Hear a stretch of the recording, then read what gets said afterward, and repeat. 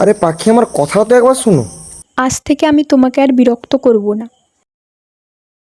Wait wait wait, এই ভিডিওটা একটু কমপ্লিকেটেড আছে, তো ভিডিওটা প্রথম থেকে দেখো। ইনি হচ্ছেন আমাদের ম্যাডাম পাখি, কিন্তু আমাদের মধ্যে সেরকম কিছু চলছে না, কিন্তু আমরা দুজন গার্লফ্রেন্ড বয়ফ্রেন্ডের মতোই থাকি। আমার মনে হচ্ছে আমাদের মধ্যে আগের মতো আর কিছুই সব নেই। কিছু তো আগের মতোই আছে। না, আগে তুমি অনেক আলাদা ছিলে।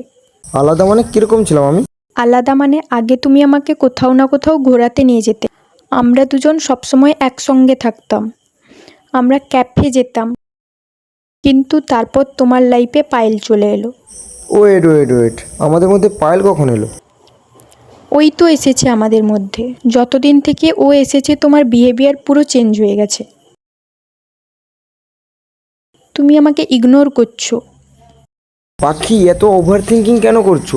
I really care care you. তো আমি করি তোমাকে। এত যদি আমাকে কেয়ার করো তাহলে কেন আমার সঙ্গে রিলেশন চলে আসো না? সরি। আচ্ছা, আমার বার্থডে কবে বলো তো? ও সেট, আজকে তোমার বার্থডে? কাল ছিল আমার বার্থডে। আর আমার বার্থডেটাই তোমার মনে নেই?